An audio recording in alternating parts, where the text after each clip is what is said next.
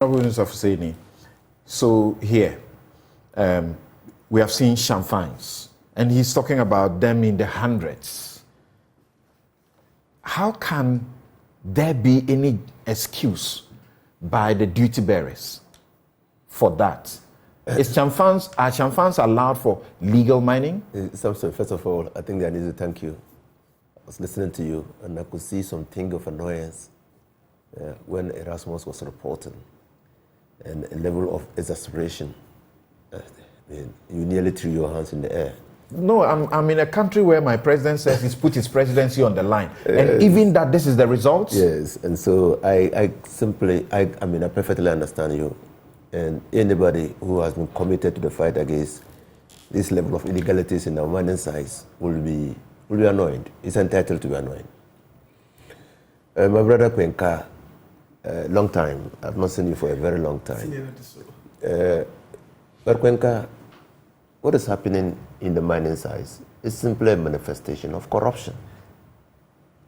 So you would say that fighting corruption might be more easier than fighting Galamsey. You are stating that the fight against corruption can never be succeeded. A patriot like Professor Frimpong Boateng is trying to help. Yes. Look how he's being mauled by his own people, even at the presidency. So fighting Galamsey is just like fighting corruption. And now he's being scared with, nuisance suits. What has even aggravated the situation is because of the corrupt activities of officials closer to government. So it's corruption. Back to your question. Champagnes are not, by the laws of this country, permitted on water bodies. So if you see a champagne anywhere on any water body, that's an illegality. Prima facie, that's illegality. And it's one of those strict liability offenses. The only time that you can see a machine on a water body is when the machine or when authorities are doing legal dredging. And even with that, you recall that when in around 2006, there was some dredging carried out by government, people were brought to buy the sand because they didn't want it to go waste. That's dredging. There is no any other way that a contraption like champagne can be on the water body. And so, in 2013 or thereabouts, 2012, 2013, when I visited Chichewere and I went to see the River Pra, I saw 5 champagnes on the River Pra. I was in the company of the district chief executive. And then the Lati, who was then the national security advisor, was also there. I simply could not understand how a district chief executive could pretend over the commission of an illegality. And he could not pretend not to know of the existence of the champagne on the water body. In fact, when we returned to Accra, I recommended that he be sanctioned. And he was sacked from office. Because you need to approach the fight against Galamsey, against illegal mining, as if you are confronting a foreign enemy. Why? Because Galamsey and illegal mining attacks all the facets of our life. You recall when we were in Parliament, we had to debate the threat by the European Union of banning cocoa exports from Ghana. Why? Because we had breached the sanitary and phytosanitary conditions. Simply put, they had found that we had not met the standards and that there were traces of elements in our cocoa beans. That was striking at the economic heart, foundation of this country. Now, Dr. Sampene, and even before Dr. Sampene, we had known that hard metals, when they lodge in the body, cause havoc, cause destruction, cause cancers, interfere with the development of babies. We had known that. And I said that anybody who visits hospitals in the mining areas, we'll be left in no doubt that we have to do something against Galamsey. Give us an idea what you mean by when you visit hospitals in the mining areas. When you go to Obuasi, when you go to even to, what's the name of that place? Kibi. What do you see?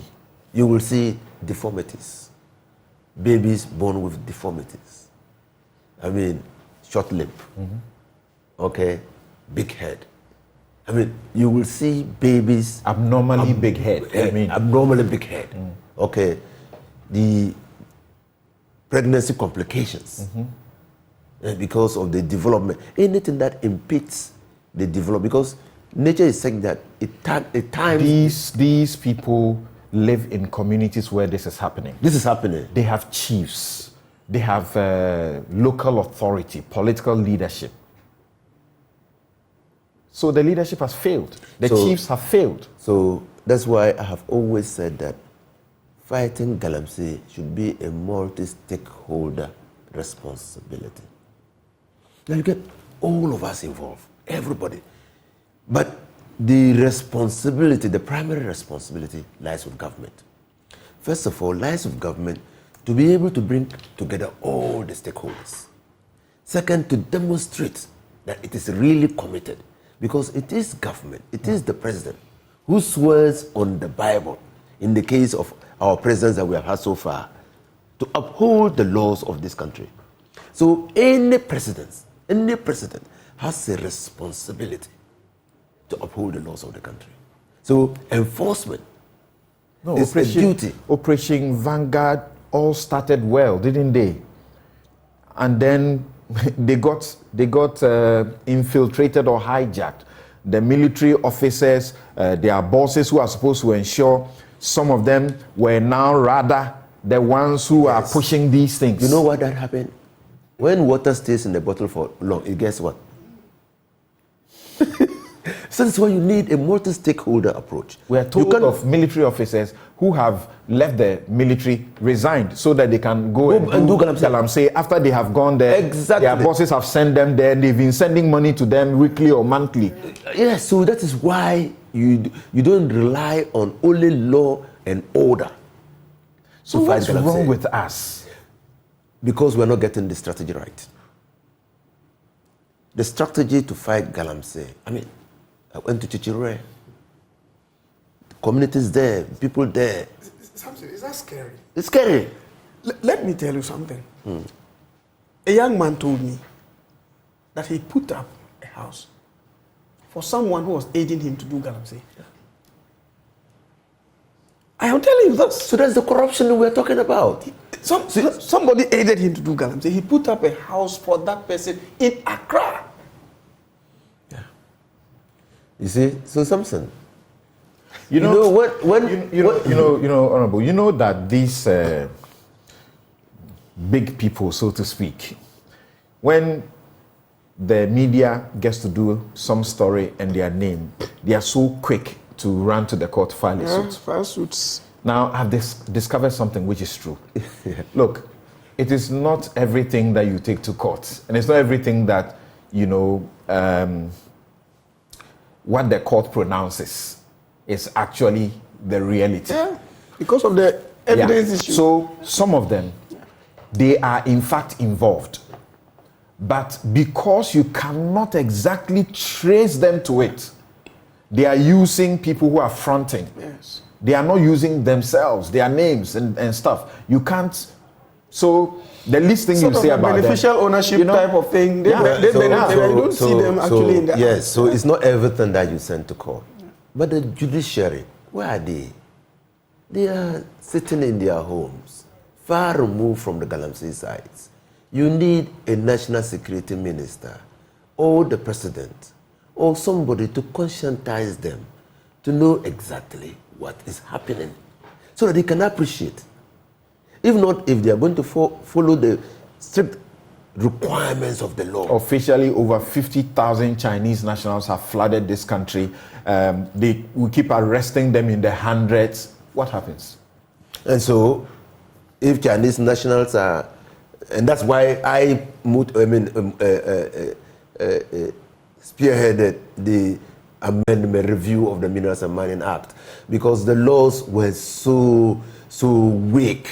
I mean, you could arrest an illegal miner, he goes to court, he's fined, he pays there and goes back the next day. So we said, well... And when the president supervised the further amendment, yes. You remember what he said? That we don't want to leave the discretion to the judges. Yes.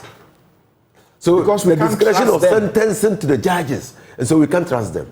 But you don't, when that thing happened, when a special assistant at the Ministry of Lands and Natural Resources aided and abetted somebody to commit an illegal activity in the mining sites, they chose not to charge him with the offense under the Minerals and Mining Act.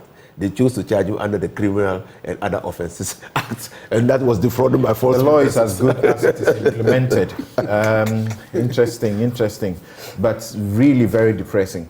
Okay, so we'll move on from here. This was intended to be sort of a preliminary thing, but Samson, clearly it's most important. Look, the whole country is covered. So when you enter this country, if you're a foreign object and you enter this country, we know. So you cannot say that people in the deep of the forest are beyond the watch of the country. No, that's the first thing. Second thing is that why do we have drones? You know, it was on this your platform. I think you were hosting the program over there in your old building when I said that we should look at the possibility of introducing drones. I was lambasted. Why? I had gone to Holland and I had seen Malaysia use that technology. Not that the technology will fight the Galamsey, but the technology will give them real-time information.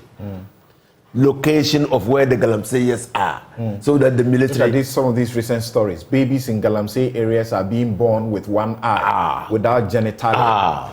Death by dust. Illegal gold miners in Ghana dying from irreversible lung damage. You know? So you have real-time information. So we are not saying that nothing has been done. We all can see that the fight was elevated. However, what is the use if the end does not show us that the fight is making any progress? I think I so, Mr. President, point you put your presidency on the line. By the evidence, you should be hanging up because it hasn't worked. It's a small point I want to make about this matter. Senior, you see, I think what happens, and we have to change from today, is that when we go and clear these people from the sites, there is no way of following up to ensure they don't come back. That's the weakness I have identified. The Minerals Commission boss has been on this platform. Yes. He was here the last time. Spent time here. He's been on Joy FM spending, many, minutes. And he insists that largely they have done a great job. I say such heads of regulatory entities must be the first port of call by the president to show us that he's serious. They have actually bought the drones. No excavator is supposed to move to a mining site without the Minerals Commission's knowledge, because money is being paid regularly for tracking devices. So that if a machine moves, you must know real time where the machine is going. So all these people, you sack them. Empower these places with people who can do the job and show you the results. If you can't show us the result but talk, you sack them. Empower your district chief executives. Let them work with the district secretary. Get them to report directly to you if you are really committed. Because the district chief executive cannot pretend not to know about illegal mining activities in his district. The district chief executive, the money that should go to the district, gets spent in Accra. They are part of the common fund. When it comes, it is time for it to be disbursed. They get zero. That's what I'm saying. And they will talk to us privately, but they won't speak up. Empowering them means that there will be duplication of sanitation programs. That the presidency here will determine that in my village in Gambingo, a certain Zoom Lion or something must do a certain sanitation program there when they don't need it. Okay, and they would have paid upfront in Accra, and then they'll say there's no money to give you. So how are they? No, they will say that they have spent your money has been spent in doing A, B, C, D, just like the 1 million per constituency. Okay, I really meant it.